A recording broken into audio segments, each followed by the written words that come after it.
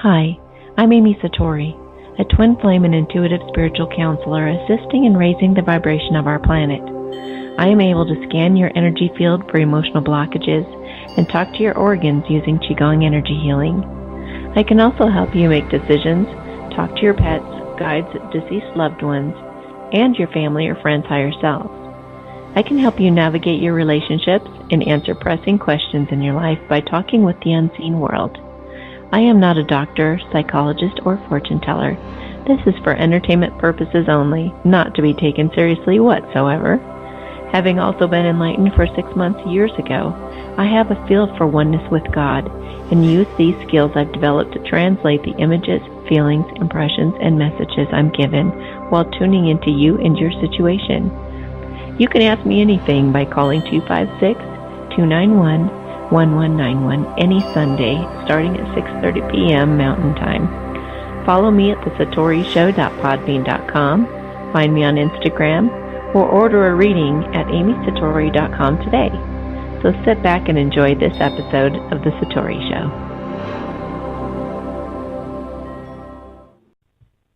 Hi, everybody. Thank you so much for listening. This is The Satori Show, and this is Amy Satori.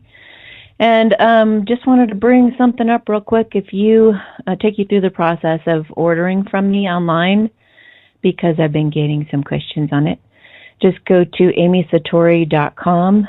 And if this is your first time getting a remote session from me, you can get 25% off if you sign up for my newsletter on the homepage. And then you proceed to the services page, and you can select whatever service you want. And from that point, after you have placed your order, then you are sent a link that explains how the readings go. There's a little video you can watch, and it kind of prompts you to have a pen and paper ready and a list of questions if you want.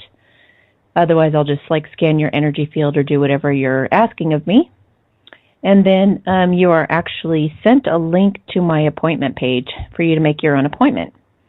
So, yeah, I'm at the Lighthouse Bookstore on Pearl Street in Boulder, Colorado, Thursday through Saturday, currently from 11:30 to approximately 8 to 8:30-ish. But you can still schedule during that time by either calling the store or going the way I told you just now. And otherwise, I just do remote sessions all over the world for the rest of my time. So anyway, that's how that process works. It's meant to be kind of streamlined so that I don't have to be involved with that part of the process so much. And it works pretty well. Anyway, okay, so this was so cool. Last Monday, Star Oakland contacted me, and she said, I really want to paint your body. And I knew this was coming from that show before. She was on our Sex Talk show a while ago. I'm not quite sure what episode that is, but I'll definitely reference it in the description of this podcast. But so she said, I'm in Boulder and I really want to paint your body. So we're going to be doing that sometime before the 1st of August. That's going to be so cool. So other than that, we hung out on Monday while she was here, all afternoon, and you guys would not even believe the synchronicities that happened. It was kind of shocking. And that's when when you're in the flow with life, you guys. If you're not seeing a lot of synchronicities or things that happen, like little miracles happening all the time, then you're not really in maximum flow with life. It means you need to surrender something, or it means you need to get back in alignment with, get out of your head, get more into your heart, and just flow with life, because it becomes so magical when you have this kind of stuff happen to you all the time. So basically, let's see. Okay, so there was this. She started talking about Moldavite. It was her birthday coming up, and she wants this really beautiful Moldavite necklace. And I happen to be called the Moldavite girl around these parts, and she didn't know that. So I was really thrilled that that's what she wanted for her birthday, and I was like, that is so cool, because Moldavite's my thing, and I just love it so much. Then then we started, she's always mentioned her son, and she talks about him all the time, mentions his name and everything. And we happened to be walking around, and she, how mothers get proud of their sons and they're showing pictures and whatnot. She shows me the picture. All of a sudden I put two and two together and realized I knew the guy. I remembered his face, and then all of a sudden I remembered all the millions of times she said his name. It's incredibly unique. Like, I've never even heard of it in my life. And it still hadn't dawned on me. You know, my memory, for those of you who've been listening to the show for a while, I don't have the best of memories. So, but when I put it all together, I started laughing because I said, you know, I know your son. And she said, no way. I said, yes. He comes into the lighthouse, and we bonded over Moldavite. Like, he was wearing a Moldavite necklace, or I was, and then we mentioned how much we love Moldavite, and then he told me the scoop on where to get it for cheap and where are the best places to get it. And he's always telling me, just remember my name. It's like this, you know. And he's always trying to get me to remember his name, and I still didn't remember it. Oh, my gosh. So it was so cool that I actually knew stars, some like that, and the Moldavite was the thing. And if you guys remember that on the last show last weekend, we didn't have the caller's name, but the gal had listened to my light language blessing, and she said there were two energies that it reminded her of. She said John of God and Alma, the hugging saint. And so when Star and I were walking around, she actually mentioned John of God. And I looked at her, and it's not every day somebody mentions John of God like that. And I just kind of looked at her. I said, did you listen to the show on Sunday? She said, no. And I said, oh, that's interesting because somebody mentioned John of God. So that was confirmation, like God's little wink. And then a little while later, she said, yeah, I just got back from hugging Alma the other day. And I looked at her. I said, Alma, the hugging saint? And she said, yes. And I said, you've got to be kidding me. So this was happening like the whole time we were hanging out, just one thing after another, and both of us were just cracking up because we couldn't believe it. The other crazy thing was, so I don't know if you guys remember, but there was a show a while back where Kevin kind of spilled the beans on something that was told to me by one of my council meetings, one of my spirit council meetings, which I would be happy to share how to do that sometime if you guys call in and ask me. But Thor had shown up, and he was saying that my divine masculine, you know, would do anything for me, and then he loved me deeply, which was really hard for me to believe because we don't know each other all that well. He knows a hell of a lot more about me, I think, than I know about him. But, I mean, the feelings are totally there. But it was kind of shocking that it's like, why Thor? I mean, the movie, I didn't even know about the movie. He was not on my mind. He's like the furthest thing I would ever imagine. But she and I were having drinks, and she mentions Thor. She goes, I had this really crazy experience with Thor. And then I perked up and looked at her, and I said, what do you mean? And I said, so did I, like, 4 or 6 weeks ago or something like that. And she said, oh, I'm sorry, I didn't mean Thor. I actually meant Odin. And I said, well, now I have to tell you my Thor story, which I did. And I didn't know who Odin was, but it kind of dawned on me. We had all these, I told you on the last show, I was having all these like Norwegian type references, synchronicities with that type of thing. And so I told her the Thor story, and she was like, well, you know that Thor actually became a warrior over his love for a woman. And I said, you've got to be kidding. I had no idea. I just thought he was just some badass that was out there.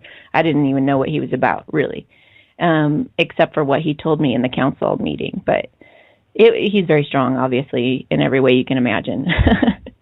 So basically, so what happened next? She goes and tells me like her experience with Odin and all this stuff, and I told her my thing.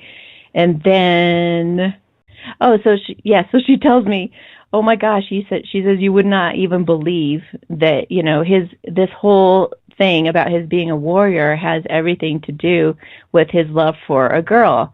And I said, what? You've got to be kidding me. So it got me all curious, and I went and did some research on Thor and the story of Thor, and it turns out that Odin actually, and she didn't know this either, but Odin is the father of Thor.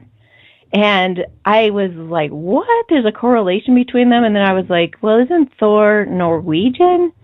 And she says, well, yeah, Viking or whatever. It's Norwegian. And I was going, okay.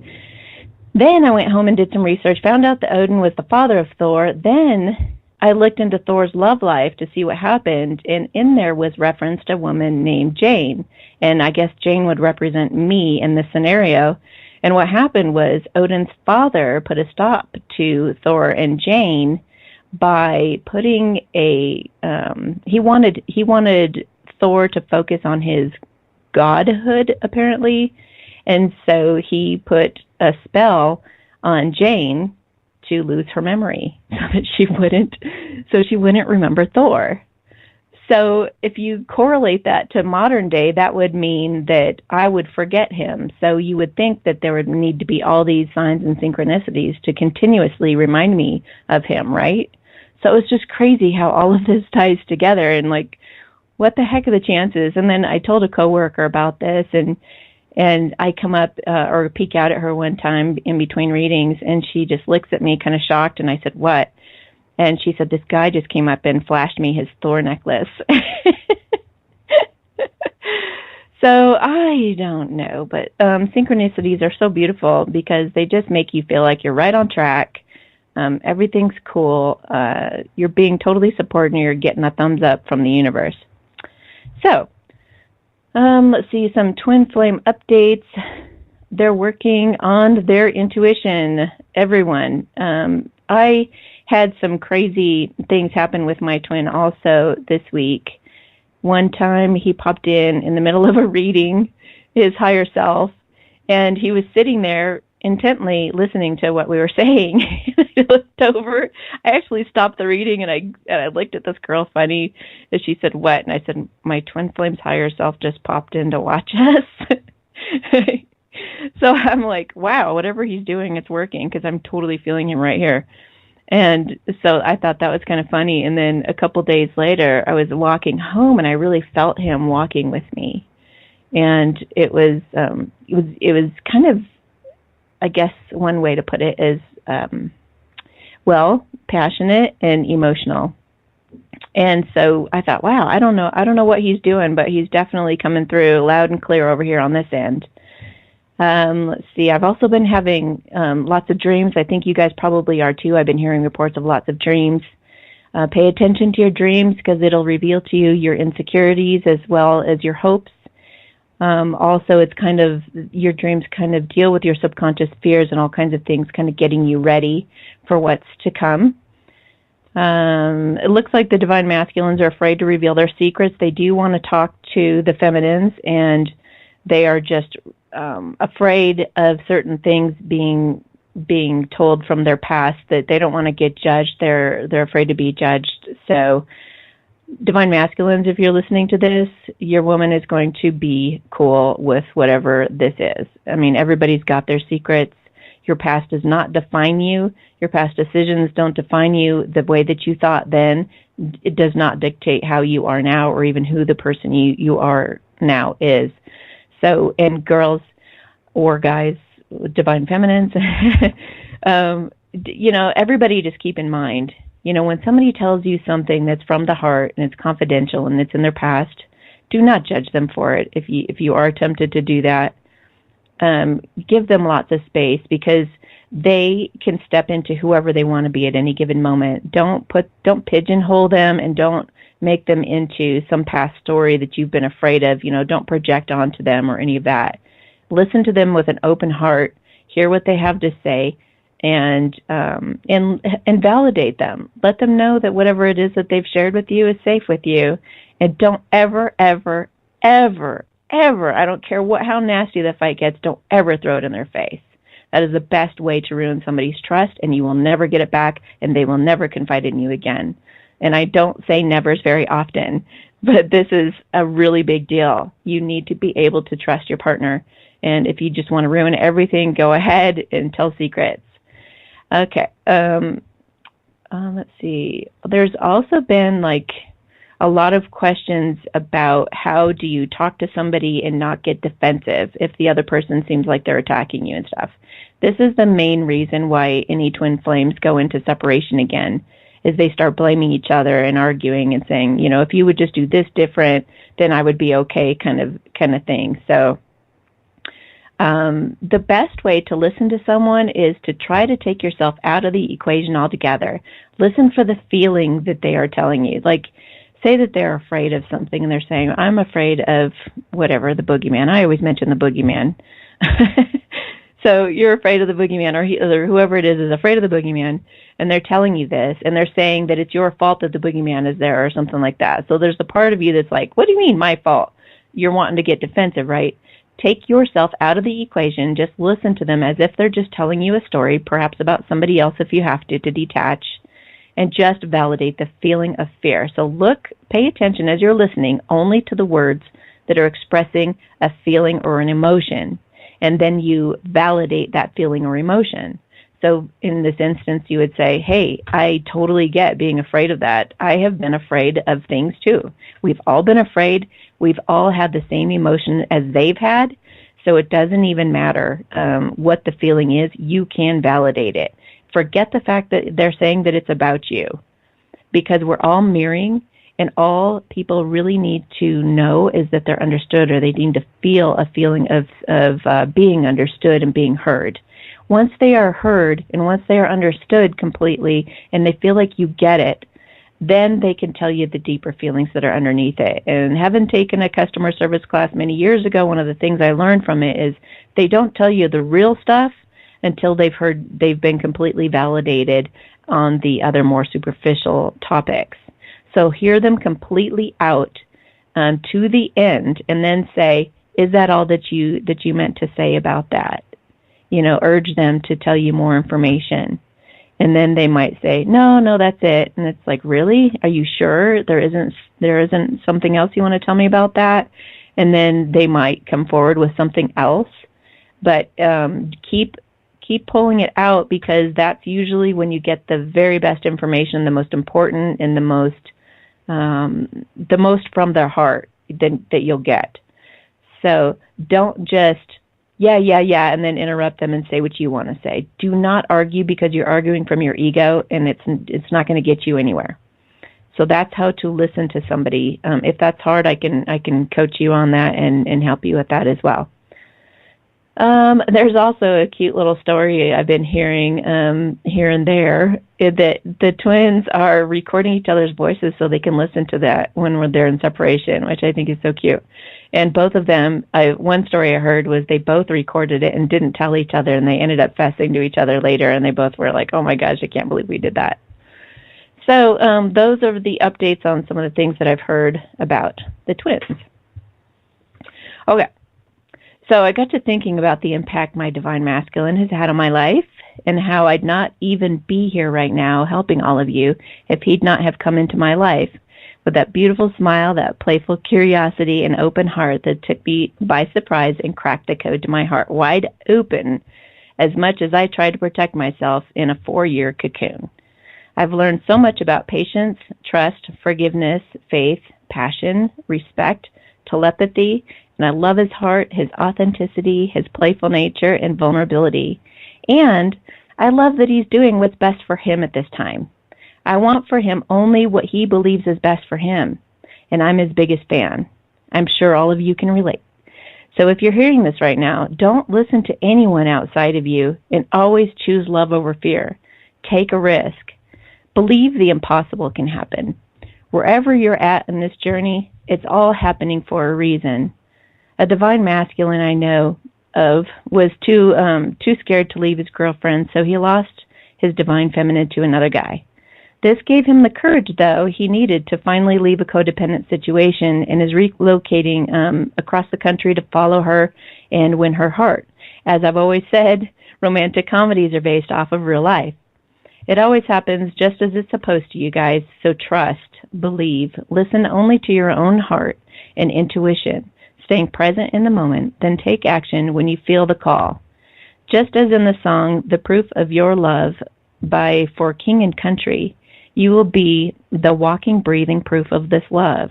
Honor this sacred path you're on, and trust life will have your back. Live sacrificially. Release judgment. Open your arms and open your heart. Let go and let God. Things aren't always as they seem to be, as I said on the last show too. Be open to all possibilities, and all people will lead you to your ultimate joy as your teachers all along the way. So just keep following your heart. So now that I'm done with that little intro, we have a caller, and I'm just going to take this. Well, actually, we have a couple of callers, so I'm going to take one of them first, and then we'll get to the next. Hello. How can I help you? Hi, this is Amy. Amy, hi. Hi. I know your voice. Yes. I'm good. Just what you said about twin flames and listening to them from your heart is so full of wisdom. But it kind of reminds me of my dad, what he told me about parenting. I have 3 kids, and he said, Amy, he said, if they tell you something, listen to them. Don't judge them. He said, don't react. He said, even if you want to scream he said, I guarantee if you do, they'll never tell you anything from their heart again. And and he's passed now, but it was the best bit of parenting advice I have ever gotten. And I've got goosebumps. And and it's kind of like what I was taking notes when you were just talking, because I was writing down everything, and I think it just works for that works for parenting. I think it works for relationships, and it's I don't know. I think that's the key. I really do. So I was kind of calling it can become about a competition. If you keep your ego, you always have to keep your ego in check, because it's the thing that ruins everything. We were kind of talking about parenting, but I did have a question about spiritual guides. I know that yours is Celeste, but how does a person find that? Who your spirit guide is? Yes. Mm-hmm. Well, is there is it meditation? Is it asking? Well, it'll happen. Yeah, it'll happen in different ways. You can get it so many different ways. You can just pray that, just say, could you guys please let me know who my main guide is? And just ask that question, and it'll show you maybe in a sign or some kind of synchronicity, or like literally like maybe a road sign or something like that, and you'll see it over and over and over after you ask the question. You better remember that you asked the question, because it's really funny. You know how we ask for things, and all of a sudden a little while later we're like, oh, I remember that I asked for that. You're like, oh, okay. So that's one way, is just asking the universe or asking God to please reveal that to you. Another way is to meditate. And like the way that I found out about Celeste actually was kind of random. I was doing a reading for someone, and I knew that Celeste had been there for a while when I started doing light language. But I was talking to this gal, and I don't pay too much attention to who I'm necessarily talking to, because people get caught up again in that darn ego. And they say, oh, well, I talked to Jesus, and I talked to so-and-so, and they kind of brag about it, and their ego gets involved. So I try not to, I just feel out their essence, and if they're loving, they're allowed, pretty much. So okay. I didn't know who was coming through with the light language. I just knew she had the most incredible energy I'd ever felt, so I allowed her to be there, and granted my permission. And here I was talking to this girl, and she said, who's my spirit guide, and I tuned into that for her and told her like kind of some of the beings that were hanging around her.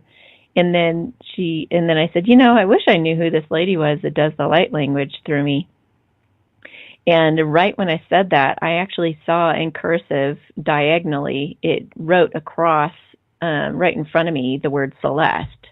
And I didn't know that means like it's celestial, but it's like star. Mm-hmm. And star is like a bright future, and it's hope.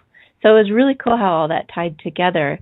And actually, that just made me remember something totally crazy. But anyway, so you can do it through meditation. You can ask like that. You can practice automatic writing, where you sit quietly and you ask for words to be revealed to you. And you might have a diary or a piece of paper in front of you, and you start to write down words that come to you without trying to edit it too much and try to figure out like what is the whole paragraph going to be saying. You don't think like you normally would be writing something.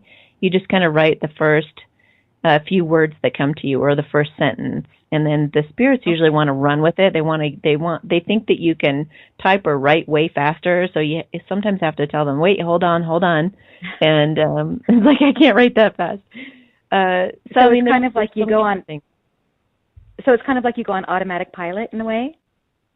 Yeah. You just you keep your mind completely out of it, and you just watch for what words appear or the feeling of the essence of something, and you just write it down, and you just don't judge it.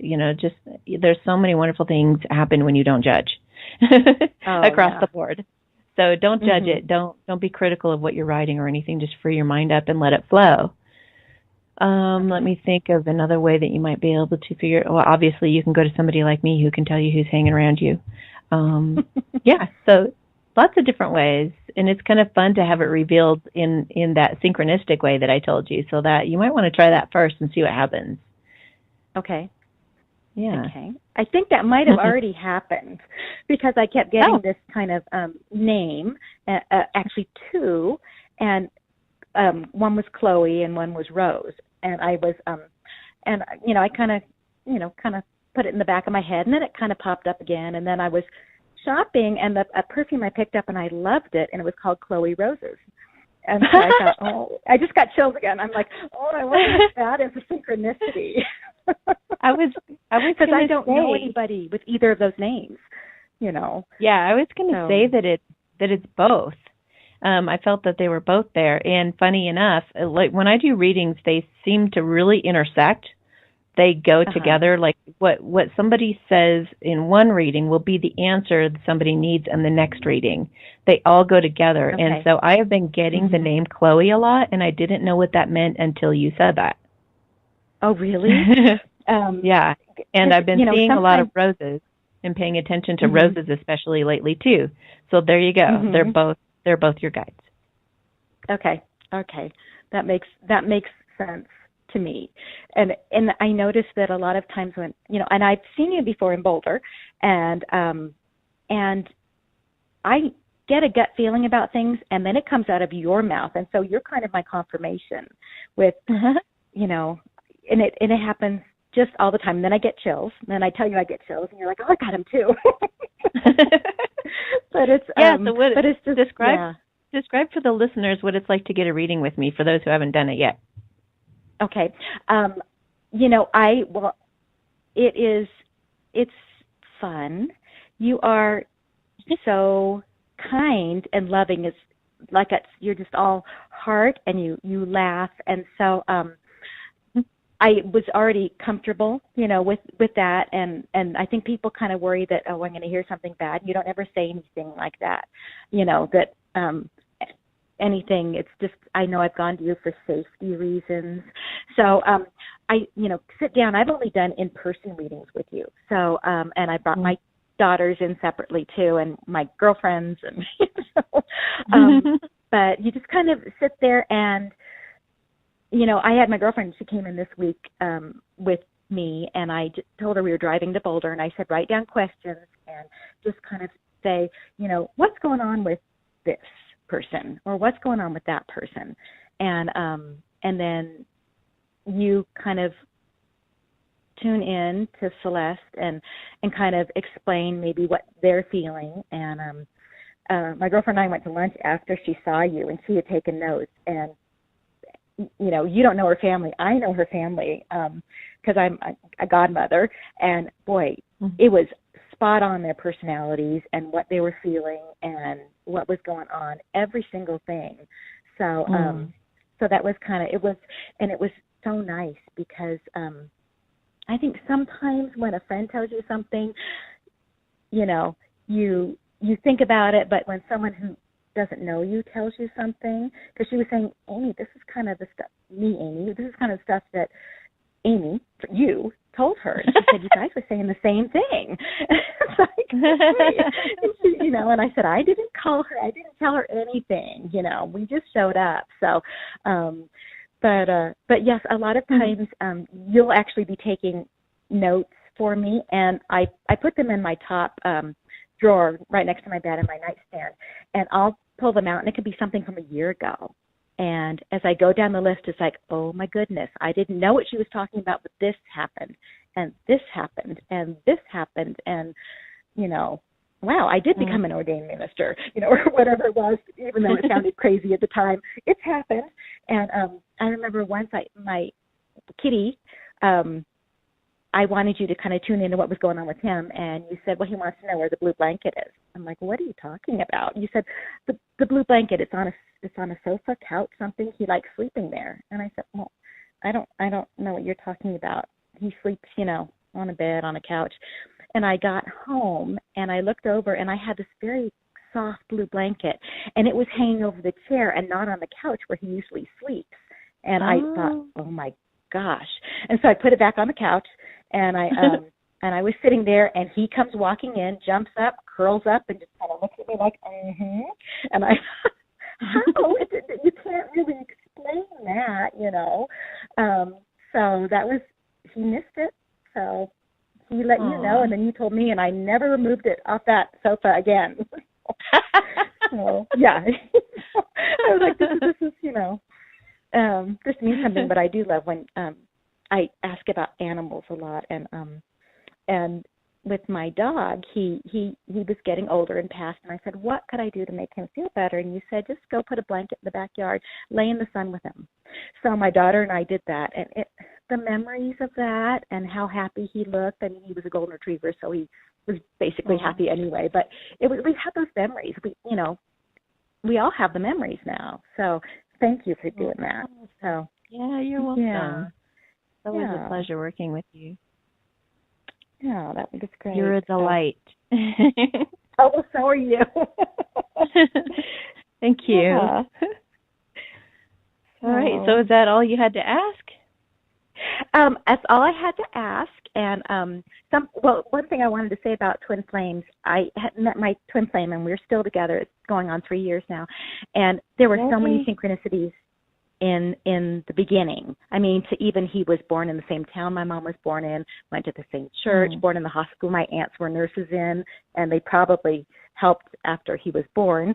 And so many different things. And I came in later. I said, these synchronicities really aren't happening anymore. And you said those were to bring you together. They don't have to be happening every single day once you found your twin flame. And I kind of want to, it made me feel so good, you know, because I was like, oh my gosh, well, maybe he's not, because these, you know, these weird things that got us together aren't happening anymore, but we're happy. So, yeah. So that's So awesome. that was kind of, so I love that you told me that it, you know, synchronicities are to bring you together. So yes, in union. Yeah, and it's so funny. I just remembered this thing that happened the other day too. It made me nearly drop my phone. I was like, you know, somebody was like, what? I got this notification on my phone that said Google Pictures is trying to identify your pictures from someone else's, and they had 2 pictures of me and a picture of my twin flame, the only picture we've ever taken, and they showed his face next to mine. I'm like, are you kidding me right now? Like, you're saying we look like twins? You know, I was like, Google Pics cannot tell our faces apart. So that's the kind of stuff that happens, though, to bring you guys together. Thank you so much for sharing that. Yeah. Do you want to get muted, or do you want me to hang up? You have better things to do tonight. You know, mute me, and can I hear the podcast if you mute? Yes. Yep. Oh, yeah, I'd love to do that, because I'm taking notes. And we'll go to our next call. Okay, sounds great. Okay, sounds good. Thank you. Bye. Bye. Okay, how can I help you, next caller? Hi, how are you? You may know me by my giggles. Monique! Yes, hi, how are you? Hi. I'm great. How are you? Thank you so much for the invitation. I'm well, thank you. Just winding down with it being Sunday, but getting ready for the work week. And I can't believe, I was just thinking about this. This is my 3rd time calling since early May, I think. So, so I feel like I've known you a very long time, Amy. That's awesome. A lot of us have been, you know, family and friends for many, many past lives. So maybe, yeah. Yeah. I know. I feel the same about you. It feels great. Thank you. Thank you for that. So I just wanted to call and extend my appreciation to you and really to your dedication to building this online community and this podcast archive. And as I continue to learn more about the Twin Flame journey, I don't feel so alone in it, especially having the opportunity to be able to ask questions and also share information on the 1111 Twin Flame Forum. I think having that there has been so vital, to each of us, I think, at different times in different ways. So I wanted to call in and share about that.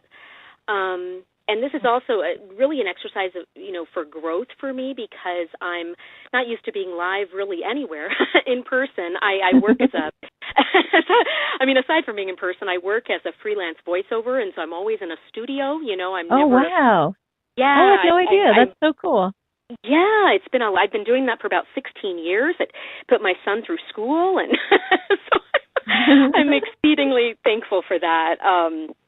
But so I didn't know if you wanted to chat about anything in particular with regards to the episodes and such. Yeah, you had said that I got was it an email? I think I got an email from you this week, and you had said that you listened to every episode from episode 1, and I thought, holy cow, that's incredible. So I just wanted to ask you, what was that like, and what's the journey been like for you to have listened to all of this? That's almost 80. I think that's about 80 shows. Yeah. What was that? What was that like? Thank you for asking. I just kind of, it was almost like binge watching, but I would take about 3 episodes a day. And it wasn't necessarily every day. It might be every 2 days. But I just really appreciated the episodes, for example, on meditation and intuition.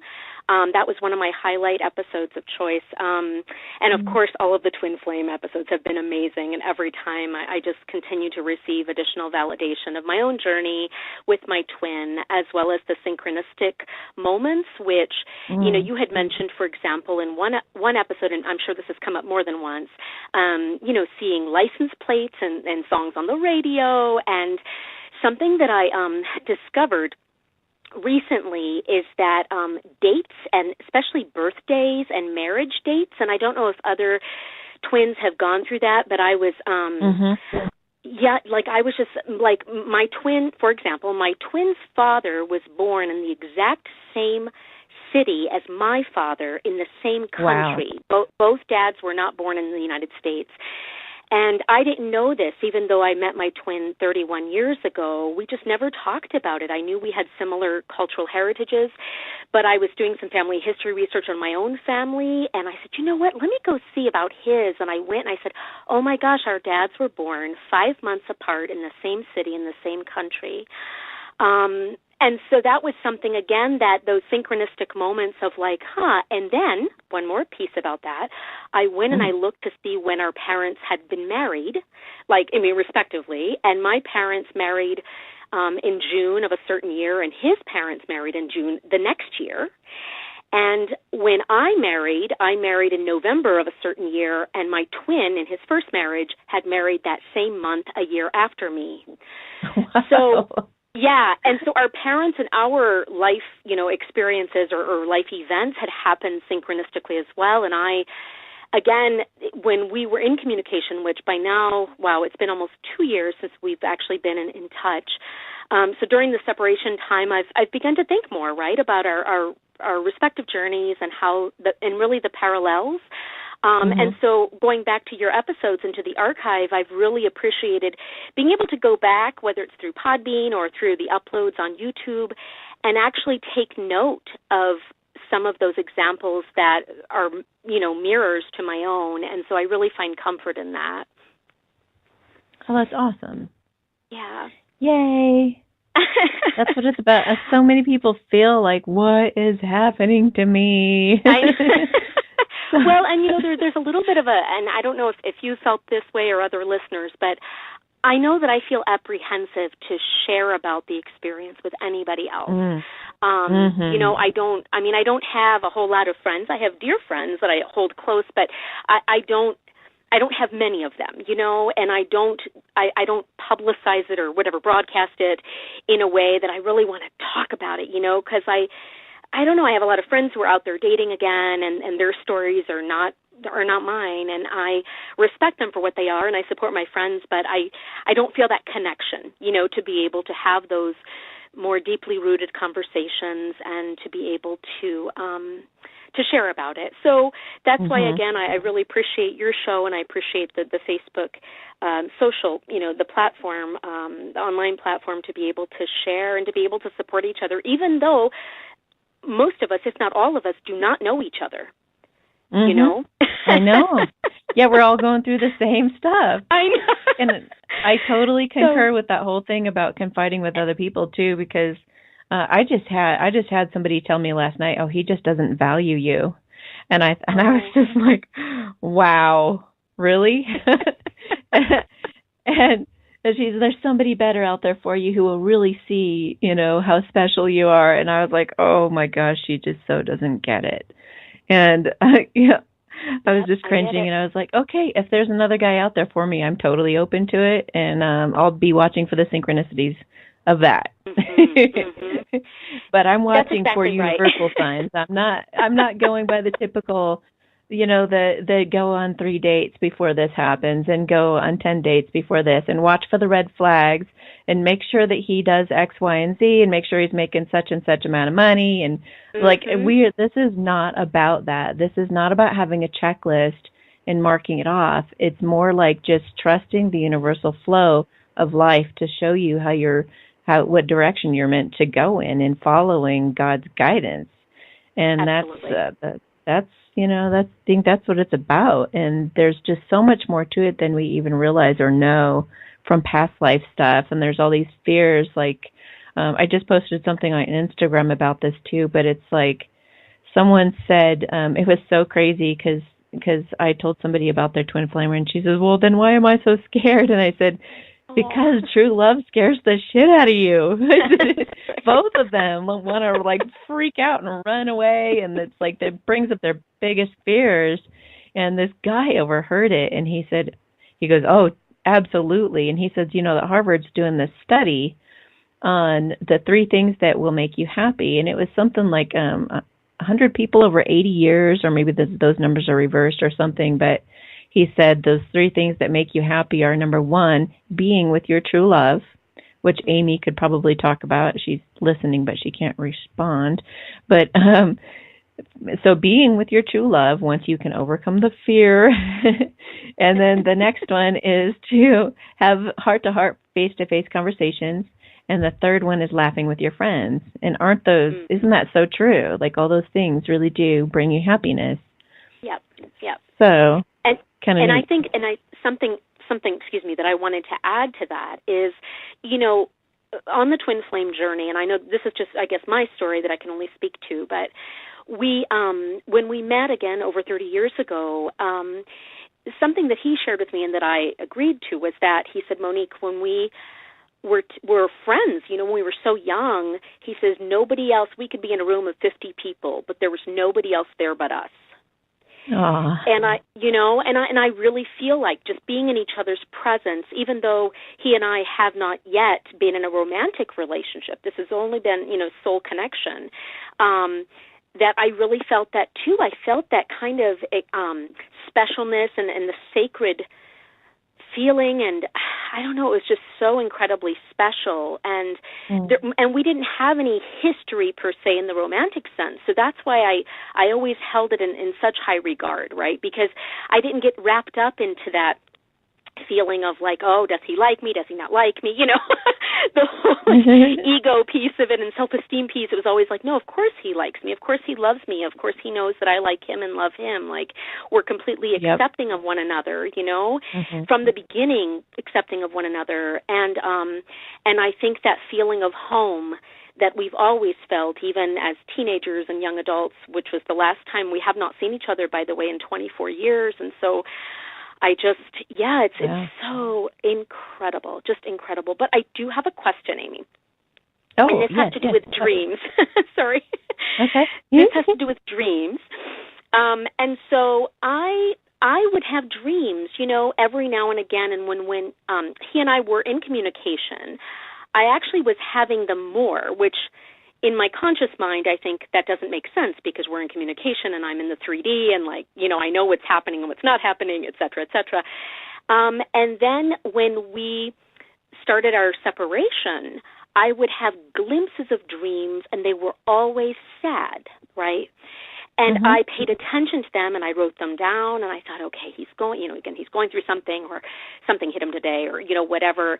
But in those dreams, Amy, I have never in my life felt so much like I was in reality. I was completely in reality. And so, it's just hard to pinpoint it. But my question really is, when a twin does not have the dreams anymore or is not maybe communicating in that medium, does that mean that, or would you say that meant that that there are other synchronicities perhaps that I should be paying attention to, that the dreams were serving that purpose for that time? Because I don't want to call the dreams in. I just want the dreams to be there as an aid for me, Well, that's exactly how it works with dreams and any other signs and synchronicities. I've gone sometimes weeks before where there weren't. I mean, there's always synchronicities with me, but there have been times when I haven't gotten much at all from him and from his higher self. There's no messages. Sometimes I felt like he's not even there anymore. And sometimes in those moments, though, too, right after that, all of a sudden I feel like, wow, we're merged together.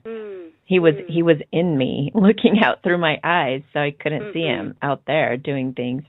And then there have been other moments where it's like the universe sometimes has to put this big wall between you so that you each work on your individual journey and kind of grow and expand on your own. And then it's like the wall is lifted or the wall comes down, and then you guys can see each other again from a new light. So it's like a little mini reset sometimes. So just trust the flow. Don't worry whether you are getting signs or you're not getting signs. If you've gotten signs before and they've stopped, just go with the flow of it. You could even feel into it intuitively and try to, find out what's going on. But just trust it. Just go with it. Yeah.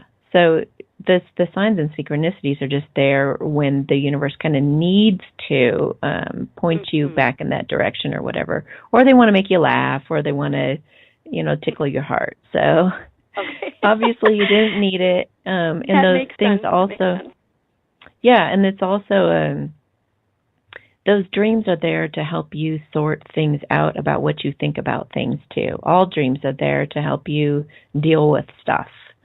So, pay attention to those dreams, look them up, and whatever's happening in the dream is all supposedly a reflection of you and what you're thinking and feeling about the situation. But it gets pretty interesting. There's a really good book, the Dream Book for Relationships, I think. Okay. And it might be by somebody named Jillian, perhaps.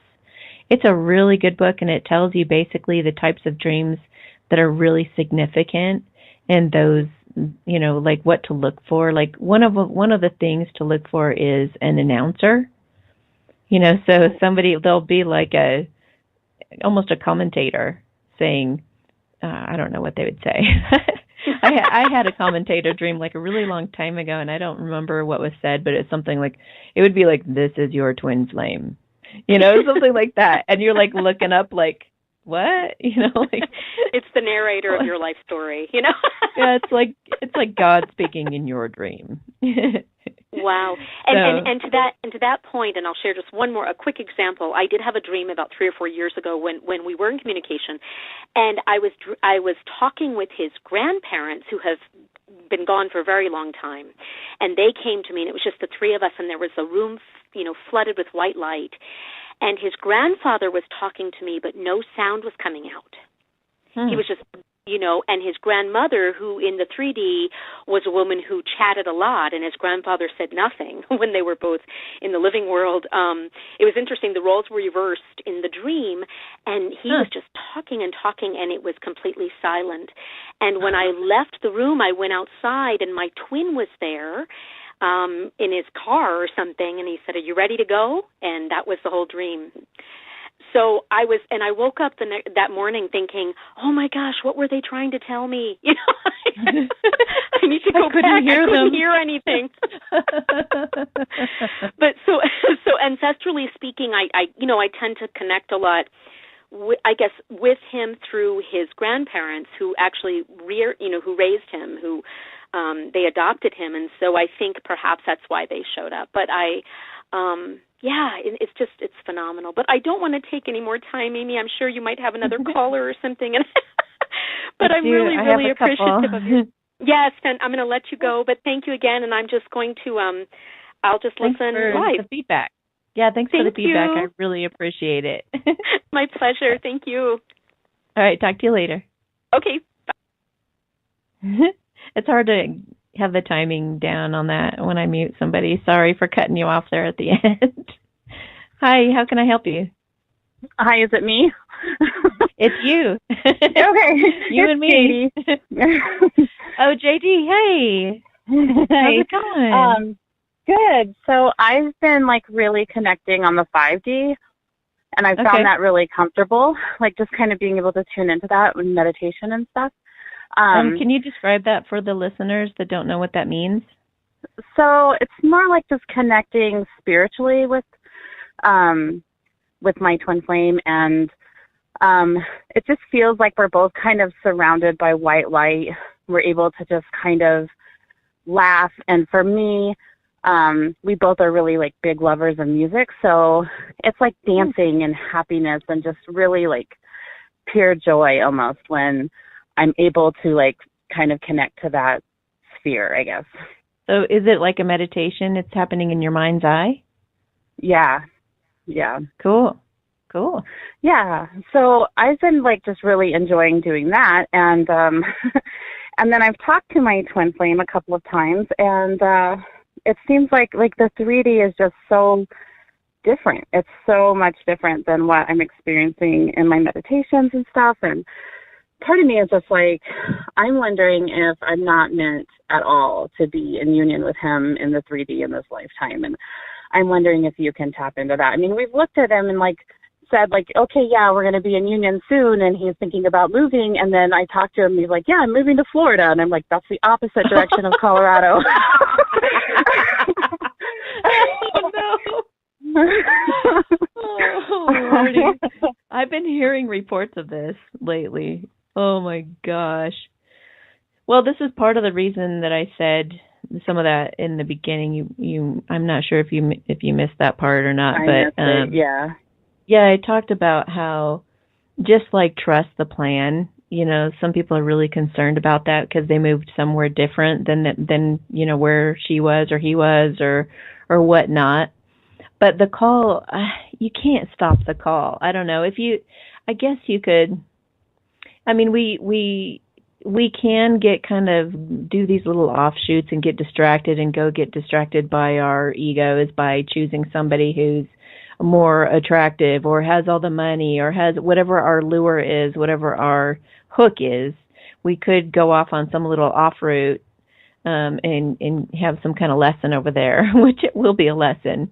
And unless it's a soulmate. I mean, soulmates are a good thing. But then, like I always say, if you go with a soulmate, you'll always be wondering what happened to your twin flame.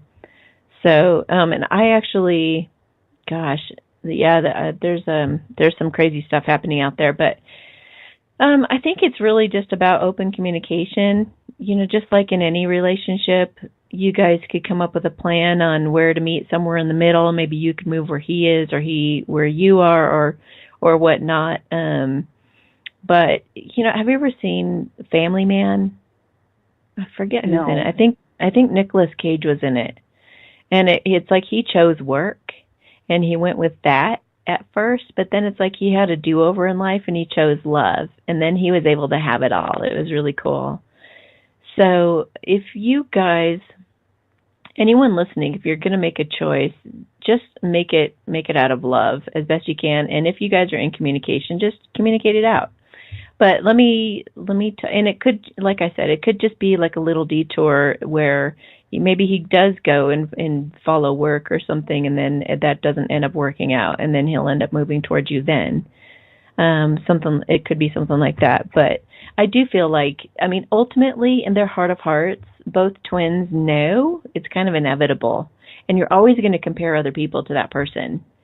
And so, I mean, you could always, some people like totally commit to the soulmate, and that's fine. I mean, I know one girl who's being quite stubborn, and she's like, no matter what, I'm going with my soulmate. He is just a sweetheart. He took the risk. Her twin wasn't willing to leave his girlfriend. He was too scared. And then now she's moving, and he's going after her. And so it's kind of a mess. But just like in the romantic comedies, what makes the movie so darn funny is that it is so scrambled, and you don't know what's happening, and everybody's going in different directions, and someone's got a plane ticket to go somewhere totally different to pursue their dreams, and you never think it's ever going to come together. Then all of a sudden, they both have this realization, I can't go on without this person. I just can't. And even, I mean, there's all these stories too of soulmates being together and cheating with their twins, and it's like, which would you rather have, the real thing and actually have that happiness, like we were talked about a little earlier in the show, that happiness of being with your true love. But I don't want to say that it's a bad thing to go with your soulmate, because if you want to do that, that's fine too. The universe has its way of working out those situations to where everybody can have their ultimate fulfillment within those situations. But I don't know. That's just kind of my take. But let me feel into the guy for you. Hang on a second. Okay. Remind me, what's his first name? Troy. Okay.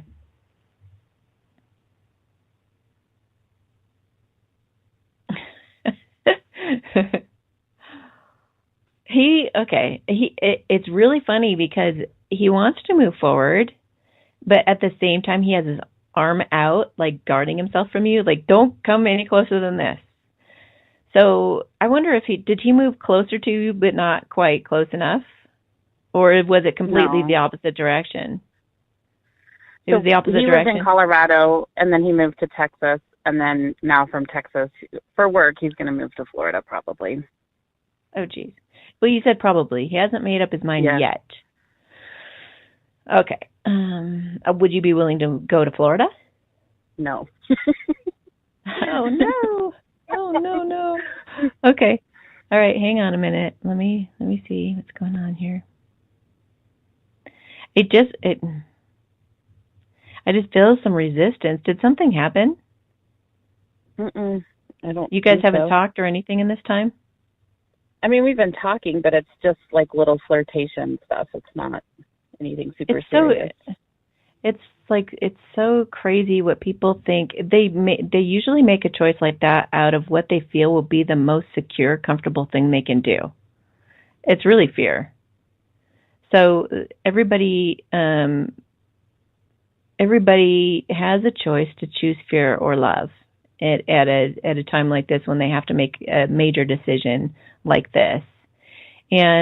But life has its way of correcting your course if you choose incorrectly. There's not really a way that you can go wrong, because even if somebody chooses out of fear like that, and they're like, well, I kind of want to go over there because I'll have more money, or I kind of want to go over there because my friends are there, or I kind of want to go over there because this is happening. If you make a choice like that because you want to feel more secure and comfortable, then you will just simply be corrected at some time in the future. God has his way of stepping in and kind of correcting the situation. So it just might take a little bit longer for you guys to come together if he does decide to go to Florida. Ooh, I just got the feeling he's not going. Good. Okay. Okay. Man. Okay, because, I mean, this takes so much patience sometimes, this journey. Yeah, which is why I'm glad I figured out this meditation thing, because that has been helping a lot. Good. Just kind of having that time and not worrying so much about what's going on in the 3D. Yeah, then you can still feel close to him, and believe it or not, I mean, his higher self is listening to and watching everything. You know, he's interacting with you on that 5D plane, and he is trying to funnel it down through the stubbornness or through the fear or whatever. He's trying to kind of push the message down to your divine masculine, try to say, listen to me, knucklehead, quit being so stubborn, and, you know, get over that fear or just jump already. So he's trying, you know, they do listen to you, and they are bonding with you on that other level. And until they allow for, like, I'm just thinking of a pipe and how it gets clogged. And so sometimes that clog needs to get flushed before the divine masculine can be totally open to hearing the messages and to hearing what his heart is truly calling him to do. If he's too much in his head, he's just flat out not going to know what's going on with his 5D self or his higher self. So he has to really quiet his mind to get those messages and the synchronicities and all that kind of stuff. So, but yeah, I don't actually feel like he's going to go. I feel like sometimes they test you too to see what you think. I mean, they'll be like, "Hey, I'm thinking of going over to Florida," and they want to see if you go, "No, don't go to Florida. Come here." So, what was your response to him when he said that? I kind of feel like he's on the wrong career path. So, I mean, I don't want to like push him in any way, but I just was like, there's other options, and, you know, kind of trying to give him some other ideas besides just that one. Well, that's so, good. I mean, there's so many other things he would be really good at. I don't know why he's so stuck in this one path, but. Yeah, well, like I said, you know, God has his way of kind of getting in there and intervening. You know, maybe he'll go to try for a job there and it just won't work out, and he'll be like, "What the heck is going on?" And then he'll start to realize that there's like a bigger picture. There's like a purpose behind twin flames. So, and when they do, it's really incredible how everything comes together. When both twin flames are on the same page, they want the same thing, they admit they feel the same way, and they want to go the same direction, and they pick a place. You know, maybe it's not your place, maybe it's not my place, but we're going to pick a place, and let's just aim to get there. Once they get on the same page, it like starts to really come together really beautifully. So sometimes it can just be a little rocky trying to get there, but I would definitely be really clear with him in what you feel and what you're thinking, yet be really open-minded as well, because obviously he has his free will. But it's just like in any kind of negotiation situation, you got to be honest, because the last thing you want to happen is you don't tell him how you feel, and you don't tell him that you do want to have a life with him and you do want to start something, and you would love for him to come your direction or whatever, and you didn't say it. That's like the last thing you want to have happen, because you'll be regretting it probably for the rest of your life. So anybody listening, just be honest, no matter what it is you're feeling or thinking or whatever, without blaming and without judgment. Just be honest about what you feel and what you think. The last time my twin was here, I just looked right at him and I said, "You need to move to Boulder." He's like, "Well, that's one of the options I was considering." And I was like, a few minutes later, "You need to come to Boulder." Of course, he can go wherever he wants, but hopefully we would work that out. But you know, just be honest and tell them what you think, and you may not get it your way, and that's okay too. But hopefully you guys can get on the same page and figure out what you both want, what would make you both happy. Yeah. Okay. So well, thank you. Yeah, and I don't feel like he's going to go to Florida, so I wouldn't worry too much about it, but just be honest with him and tell him how you're feeling, what you're thinking. And tell him how much you love him if you haven't. Okay. Tell him your feelings for him, because that's important. I mean, a lot of them don't actually, they question what you feel for them. So let him know. Okay. All right. Yeah, I have been like really like a wimp about that. I haven't like reiterated. It's so hard. Oh my gosh, it is so hard to express your feelings from that vulnerable place. Oh my gosh, but I mean, both of you feel like teenagers when it comes to that kind of thing. Yeah. So, but do it. Even if you have to say, "I like you a whole lot." You hold a special place in my heart. However you need to say it. Okay. Be vulnerable. Be yourself. It'll work out. All right. Thank you. Have a good one. Talk to you later. You too. Bye.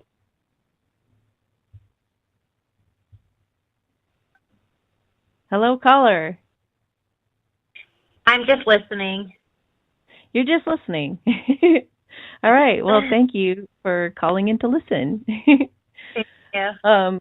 Yeah, I'll put you back on mute. Okay. All right. So it looks like the theme today is be honest, be vulnerable, and stay in the flow of life. Make your intentions clear. And let's see, what else did we cover? Watch out for synchronicities.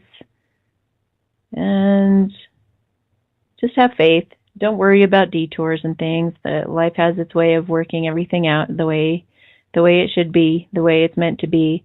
Remember this too. Well, actually, I don't think I said it earlier. So the thing is, when the twin flames come together, they're like this power couple. They get on mission and they start taking care of stuff. I mean, they start doing some major things in their lives. And I've seen a lot of couples that come together that aren't doing something together, and they can get a little depressed. Even though they're with the one they love, they get kind of down. And as soon as I tell them, you guys should work on some kind of project together, whether it's like working together or maybe making a film or traveling around the country, having a YouTube channel where they talk about their adventures, they should be doing something together in some way that's kind of exciting and something they feel passionate about. And that's when they're aligning with their purpose together. And when they get it on that, whatever that is, I mean, you would not believe the abundance that starts coming in. The money starts pouring in, the blessings in all ways, all of this wonderful stuff. When either or both of them start getting on their mission and on their purpose, it's pretty beautiful. It's pretty amazing. So these twins, they're not, and I've said this before, but it's not a romantic, not necessarily like this sweet romantic story, although it is. Obviously, romantic comedies are made of them, but it's not about this cute little couple coming together. It's really, there's a bigger picture, much bigger picture going on. You are supposed to accomplish something together. And whatever that is, it's going to blow people's minds. It's going to make a difference. It's going to inspire people. It's going to excite others. It's going to uplift the planet. It is uplifting the vibration of everybody involved. It is changing people's lives of those who are seeing it. It is making an impact. When twin flames come together, it is big, which is part of the reason why they're so darn scared about coming together. It's like we avoid the very thing we need the most. We avoid it like crazy because we think, we can just feel the intensity of it. So, just keep that in mind, in the back of your mind. Always be honest, be gracious, don't be judgmental, don't have your guard up. If you do have your guard up, it just means that you have an issue with whatever's going on and you need to deal with it yourself. You need to do Byron Katie's work, or, there's lots of resources on my website if you want to check that out at amysatori.com. But you need to look at you. Don't blame them. Don't be hard on them about whatever it is they're doing, because they're following their path. They're doing what they feel and believe to be right at this moment. If they're not communicating with you, they got a really good reason for not communicating with you. A lot of them don't want to talk to you yet until they feel really solid about what they're doing. They don't want to get your hopes up, and they don't want you to get all excited and let you down or disappoint you in any way. So they want to make sure things are either in full swing, or they are determined, or something big has happened, or they left their girlfriend, or something major, and they want to go forward before they communicate with you. So just trust them and respect them. And if you take your own little detour and go out with soulmates or whatever you want to do, just do it wisely. And everyone's got free will in this situation, but there is a reason behind them coming together, and it's a really powerful reason. So if you are able and lucky enough to be able to have that chance with your twin flame, a lot of beautiful things can happen as a result. So on that note, thank you so much for tuning in, everybody, and thank you for your support. And feel free to call in any Sunday and ask me some questions, or give me some feedback, any comments. You could follow up with me if something happened with you and your twin that was really exciting or something, please call in, because we all need inspiration. We all need encouragement and support on this journey. And I wish you all the best. Have a beautiful night, and thank you so much for tuning in to the Satori Show.